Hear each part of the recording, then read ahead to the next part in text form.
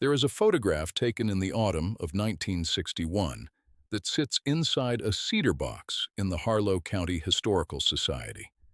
And if you look at it long enough, it starts to feel less like a record and more like a question. A woman stands at the edge of a concrete apron, maybe 40 feet wide, half buried under decades of accumulated clay and creeping sorrel. She is not smiling. She is holding a level. Behind her, barely visible through the weeds, you can make out the curved haunch of a granite wall. Dressed stone fitted so closely together that a pocket knife blade would not slide between the joints. Beside her stands a thin boy of about 12, and at his knee sits a dog of no particular breed, its ears forward, watching something off to the left of the frame. The woman's name, written on the back of the photograph in pencil that has faded to near nothing, is Cora Vass. The question the photograph poses is a simple one. What did she know that nobody else did? And how long had she known it? We will get to the photograph. We will get to the stone dairy and the 60 years it spent beneath the earth and the season that proved, beyond any argument, that Cora Vass had been right. But to understand any of that, you have to go back further, to a Tuesday morning in the second week of March, 1958, when a livestock auction in the flatlands outside Kettrick, Illinois, held a distress sale for the Purdom estate. The weather was ugly.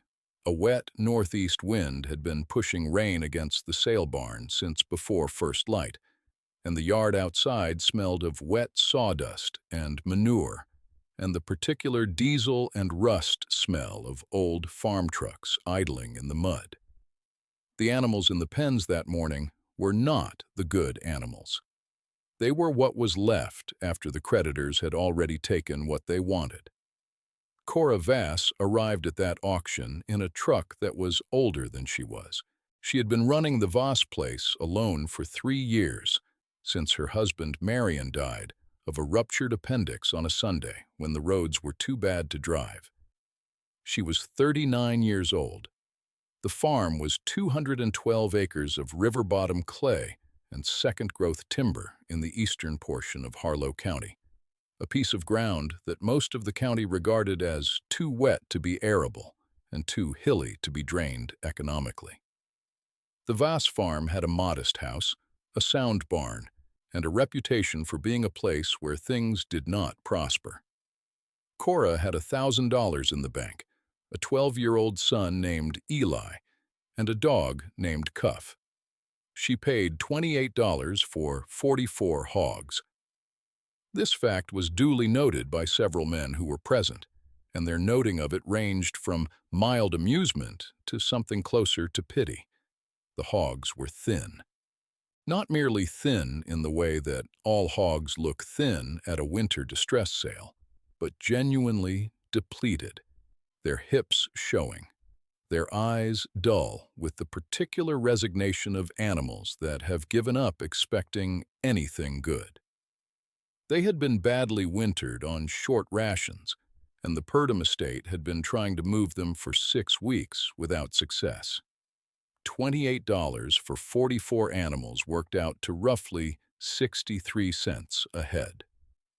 A sensible person would have recognized that you could not nurse 44 depleted hogs back to health for 63 cents apiece and come out ahead. Most sensible people recognized exactly this. Gerald Fitch was the county agricultural agent for Harlow County, a position he had held for 11 years, and he was at the sale barn that morning because he made it his business to know what was happening in the county's agricultural economy. He was a methodical, well-intentioned man with a briefcase that contained typed charts of regional commodity prices, and he stopped by Cora's truck while she was loading. He told her, kindly and with genuine concern, that the numbers did not work.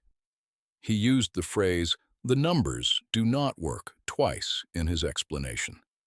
He outlined the per hundredweight cost of bringing a depleted animal back to market weight, factored in the current low price of pork, and concluded, with the patience of a man who does not enjoy delivering bad news, that she would lose money on those animals even if every single one of them survived, which they would not. He said, "Mrs. Vass, I think you have made a mistake this morning." He was not unkind about it. Cora finished latching the tailgate. She said, "They eat what the land provides." She got in the truck. Gerald Fitch stood in the rain and watched her drive out of the lot, and he wrote a note to himself in the margin of his commodity chart. Vass, Cora, 44 head, distress purchase, marginal viability. He was a careful man. He kept records. Later, when everything had happened, he would find that note and he would sit with it for a long time. What Gerald Fitch did not know, because Cora had never told him, and he had never thought to ask, was that Cora Vass had been reading a journal. It was a cloth-bound ledger, water-stained at the corners, that had belonged to her mother's father, a man named August Weir, who had spent 30 years on that same river-bottom ground in the last decades of the previous century. August Weir had not been a prosperous man in any conventional sense. He had, however, been a precise one. He had kept records of rainfall, of water table depth measured by a hand-driven rod, of which plants appeared first on which parts of the property, of what the soil smelled like at different depths and different seasons. He had noted, in a crabbed but legible hand, the locations of every spring and seep he found on the property. He had drawn rough maps, and he had observed, in an entry dated April of 1891, that the ground along the eastern face of the long ridge above the river bottom maintained a temperature that he described as follows: 12 degrees warmer at the surface in hard winter than the flat below, and cool in July like a root cellar cut open, and never frozen to the plow. He did not know why. He only knew that it was true, and that it had been true for as long as he had watched it, which was 22 years at the time of that entry. Cora had read this journal when she was a girl and thought nothing of it. She had read it again the winter after Marion died, lying in the cold farmhouse with Cuff at her feet, and this time it had opened something in her mind like a door she had not known was there. She had walked the eastern ridge in January with a thermometer on a stake, and she had found it. 12 degrees. Not 12 degrees warmer at the soil surface in some vague general sense, but precisely, consistently, measurably warmer in a band approximately 90 feet wide along the eastern face of the ridge, at every point she tested. The ground in that band never froze hard.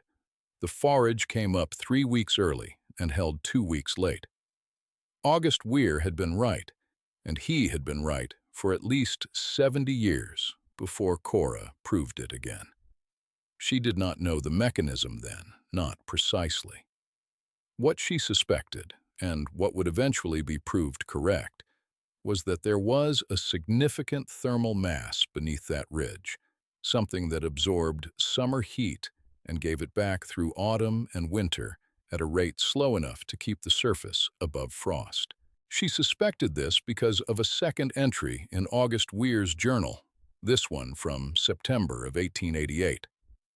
Dug here for a fence post and struck dressed stone at 22 inches. Very fine work, mortar still hard, oriented east to west along the ridge.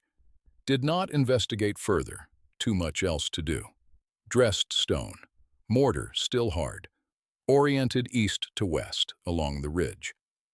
Cora Vass had gone out to the ridge with a steel rod and a mallet in February of 1956 and found it on her third try, at a depth that varied between 18 and 26 inches.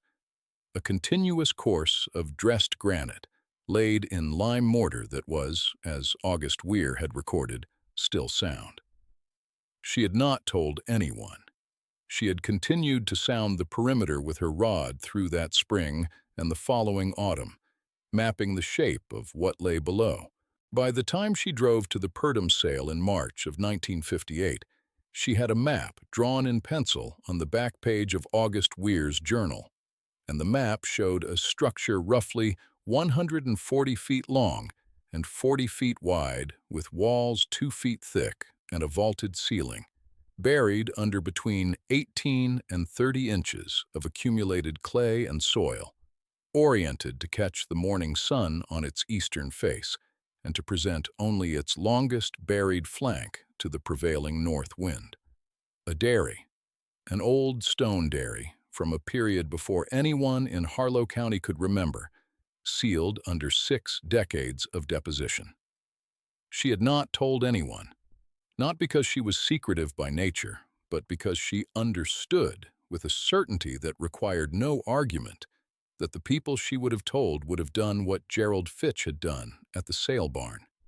They would have opened their briefcases or their mouths and explained to her in patient, well-meaning voices why her numbers did not work. The hogs were the first part of the plan. 44 hogs at 63 cents a head who would eat the early rising forage on the warm band of the eastern ridge and would gain weight on ground that cost her almost nothing to maintain, because the ground gave back what it had stored, and had been storing it since before her grandfather was born. She had run the numbers herself. She had run them many times. They worked. They worked because the land knew something Gerald Fitch's commodity charts did not. The water remembers its passage, August Weir had written in the first entry of the journal, in a hand steadier than the later ones, as if he had written it when he was young and sure. The water remembers where it has been. Everything else in the land follows the water. Cora had read this sentence so many times she no longer needed to read it to hear it. The spring of 1958 was wet and cold, and the 44 hogs were not a pretty sight in April. They had survived the move and the adjustment to new ground and the change in feed, and they were beginning to fill out, but they were not impressive animals. Cora's nearest neighbor was a man named Howard Pell, who farmed 240 acres of better-drained ground to the north, and who stopped by on a Saturday in April to see how she was getting on. Howard Pell was not a cruel man. He brought a covered dish his wife had made, and he stood at the gate of the pasture above the eastern ridge and watched the hogs moving through the new grass, and he said, in a voice full of genuine, well-meant sympathy, "Cora, those are some sorry animals." He suggested she might do better to cut her losses now rather than put more feed into them. He offered to call a man he knew who bought thin hogs cheaply for rendering. Cora thanked him for the dish. She said the hogs would do. Howard Pell drove home and told his wife that Cora Vass had always been a stubborn woman, and that it was a pity. In May, a woman from the county extension office named Mrs. Dunbar came out to discuss the federal conservation program and stayed for coffee and looked out the kitchen window at the ridge and said, with the particular tenderness of a person who believes herself to be saving someone from embarrassment, that she had heard about the hog purchase and wanted Cora to know that there was no shame in applying for the assistance program, that many farms in the county were doing so, and that sometimes the wisest thing a person could do was recognize when a plan was not going to succeed and allow someone to help. She said all of this very gently, over coffee, in the way that is somehow harder to receive than open contempt. Cora refilled her cup. She said, "The program is for farms that can't feed themselves." Mrs. Dunbar drove away, looking troubled. In the third week of June, an automobile appeared at the end of the lane. A new automobile, dark green, with a man in it who introduced himself as a representative of a company called Midland Agricultural Development, which was buying up river-bottom land in 4 counties for a drainage and consolidation project. He had a printed appraisal that valued the Voss farm at $11,000, which he said was a fair number for ground of that character. He used the phrase ground of that character twice. He was polished and impersonal in the way of people who deliver the same message to many people and have stopped thinking about the people. He left a card. Cora put the card in the pocket of her work coat, which was the pocket where she put things she intended to discard. Eli was 13 that summer, and he had learned by then to follow his mother's lead without asking for explanations she had not offered. He worked beside her on the ridge, pulling back the accumulated soil in careful, measured sections, shoring the exposed stone with timber supports, mapping the vault as it emerged. He was a child who noticed things. He noticed that the stone was cut in a style he did not recognize from the barns and foundations he knew in Harlow County, that the lime mortar was finer than anything current, that there were drainage channels cut into the floor of the structure at precise intervals, and that the temperature inside the partially uncovered vault was, even in June, cooler than the air outside by a consistent 8 to 10 degrees.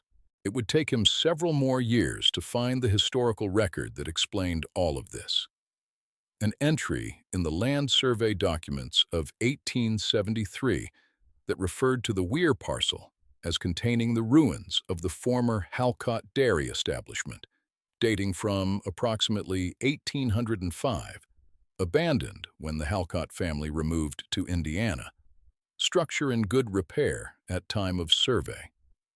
The structure had been in good repair in 1873. It had been in good repair when August Weir dug his fence post in 1888, and when Cora's steel rod struck its roof course in February of 1956, it was still, as any stonemason who later examined it would confirm, essentially sound.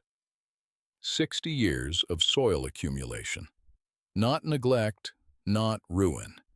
Just time moving over it like water. By the autumn of 1958, the Hogs were unrecognizable. They had come through the summer on the warm ridge, on forage and supplemental grain that Cora bought in moderate quantities, and they had added weight at a rate that Cora had calculated but not spoken aloud, because she had learned not to speak her calculations aloud to people who had briefcases.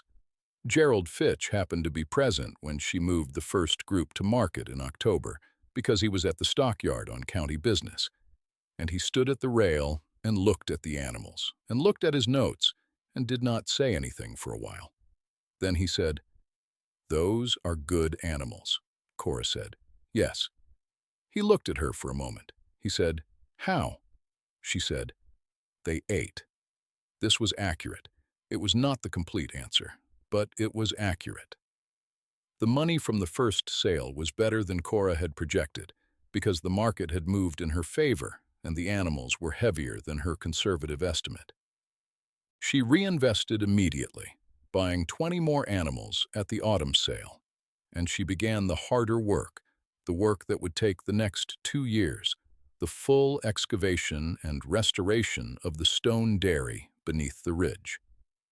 She hired 2 men in the winter of 1958 and 1959, and she worked alongside them from first light to dark, and Eli worked beside all of them on weekends and after school.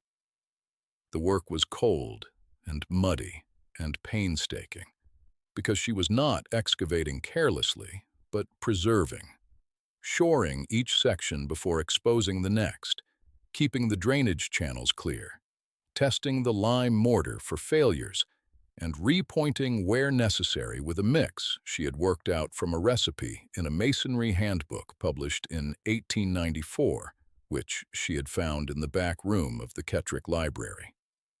The masonry handbook cost her nothing.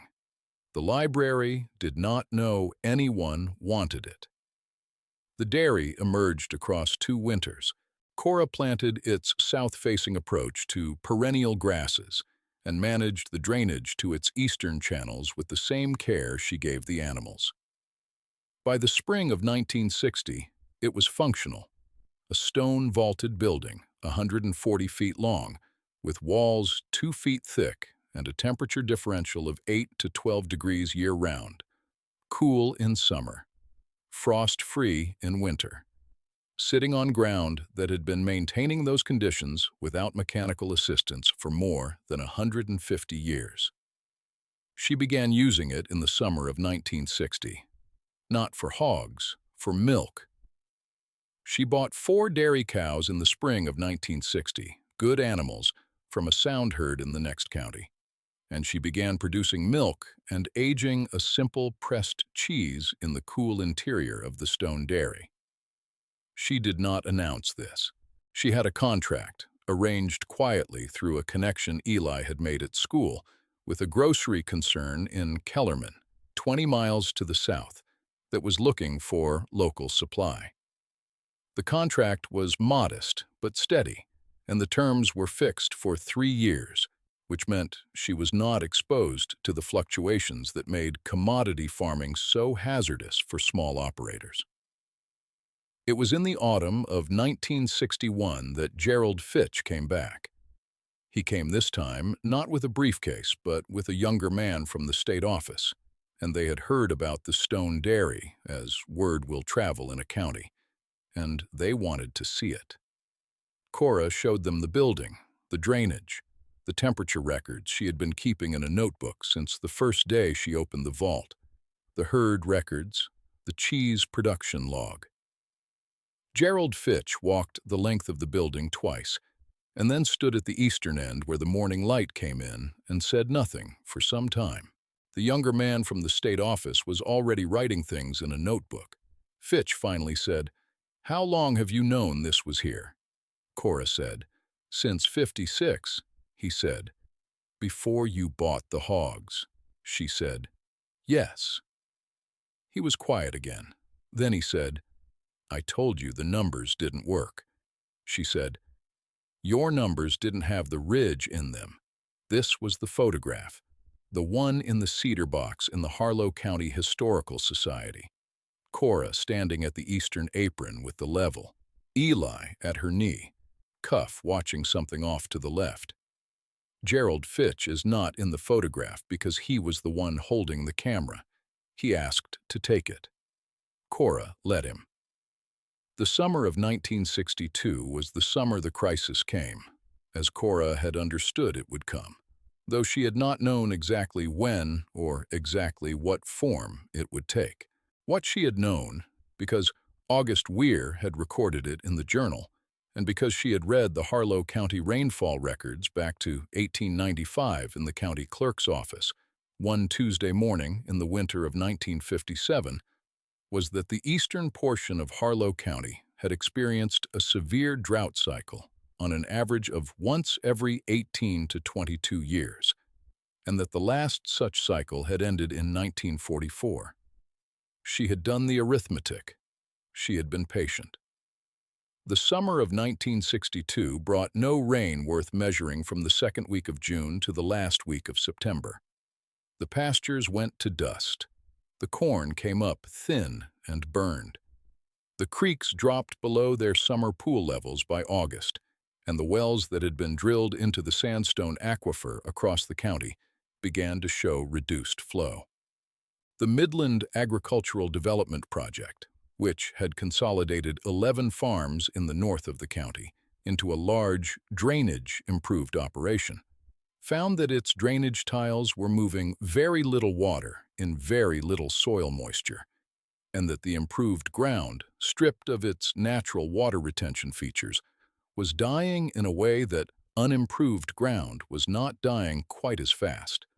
Howard Pell's pastures failed in July. By August, he was buying hay at prices that were rising every week and feeding it to animals that were losing condition on ground that had nothing left to give. Because the ground had been worked for productivity for so long, it had forgotten how to hold what little moisture arrived. He sold the first group of cattle in August at a loss, and the second group in September at a worse loss. and he sat in his truck at the end of Cora's Lane on a hot afternoon in the first week of October and did not come up the drive for a long time. When he finally came up, he found Cora at the north end of the stone dairy, loading cheese onto a truck. The pasture on the eastern ridge behind her was thin, but green, still green, because the warm band of ground that had never frozen hard also never desiccated completely, because the thermal mass below it that released heat in winter also held moisture in summer, because the stone vault was a heat and water battery that August Weir had recognized and recorded, and Cora had listened to across 60 years of silence. Her 4 cows were thin but sound. The cheese operation was running at reduced capacity, but running. Howard Pell stood at the gate. He said, "Cora, I am in serious trouble." She stopped what she was doing. She looked at him. She said, "I know." He said quietly, in the voice of a man who has not asked for help since he was a child, "Is there anything I could do, on your property, that might help me get through to spring?" She was quiet for a moment. Then she said, "You can run 8 animals on the north pasture through October. I can't carry more than 8 with the forage that's left. Bring your 8 best." He started to say something about payment. She said, "Bring them tomorrow before it gets hot." He brought them the next morning, 8 cows, the best he had left, and they grazed the north pasture of the Voss farm through October and into November. And when the rains finally returned in December, they had held their weight, and Howard Pell sold them in the spring at a number that was not good but was not ruinous. And he went home from that sale, and he stood in his kitchen and told his wife what had happened. And his wife sat down at the table and was quiet for a long time. Cora charged him nothing. She had what she needed, and she did not need what he had, and she understood, in a way that required no explanation, that the arithmetic of generosity operated on a longer cycle than the arithmetic of commodity markets. The Midland Agricultural Development Operation did not survive the drought of 1962. The consolidation had eliminated the hedgerows and the low, wet corners and the natural water retention features that were untidy and unproductive and could not be entered on a chart of regional commodity prices. Without those features, the ground had nothing to fall back on. 5 of the 11 original farms were sold again in foreclosure proceedings in 1963 and 1964. Gerald Fitch wrote a report about this for the state office that was 14 pages long and cited, in its conclusion, the documented performance of the Voss Farms Eastern Ridge and Stone Dairy as an example of integrated landscape management that merited further study. He sent Cora a copy. She read it. She filed it in the cedar box with the photograph. The man from Midland Agricultural Development, the polished one with the dark green automobile and the printed appraisal for $11,000, did not come back. His company sent a different man in 1964, and this one did not have an appraisal. He had a question. He wanted to know if Mrs. Vass would be willing to speak to a group of agricultural investors about her management methods. She said she would think about it. She thought about it for several months, and then said no. She said yes, however, to the county extension program in 1965, when Gerald Fitch arranged a field demonstration at the farm for a group of younger farmers in the county. He asked Cora to speak to them about the Eastern Ridge, the Stone Dairy, the temperature and moisture records, the journal. She brought the journal. She read them August Weir's entry from April of 1891, the one about the 12 degrees and the root cellar cool of July, and she told them that her grandfather had written that down 74 years ago, and that the information had cost nothing and had been available to anyone who cared to read it. She told them that the ground did not forget, that it had been keeping its own records longer than any of them had been alive, and that the work of farming was partly the work of learning to read those records. One of the younger farmers, a man named Dale Spreen, who had just come back from 2 years at an agricultural college in the next state, raised his hand and asked her what she would say was the single most important thing she had learned from the journal and from the farm. Cora was quiet for a moment. Then she said, "The old knowledge does not go anywhere. It just waits for someone to stop being busy long enough to hear it." Dale Spreen wrote this down. He was not sure why. He kept the notebook for the rest of his life, and when his daughter found it after he died, she found that sentence underlined twice, which was the only underlining in the entire notebook. And she recognized it because her father had said it to her several times over the years, always in the context of some decision she was about to make, always without attribution, which is how good instruction eventually passes into the world. The Stone Dairy was landmarked by Harlow County in 1978, after a historical survey confirmed its construction date as approximately 1803, making it the oldest surviving agricultural structure in the county by more than 40 years.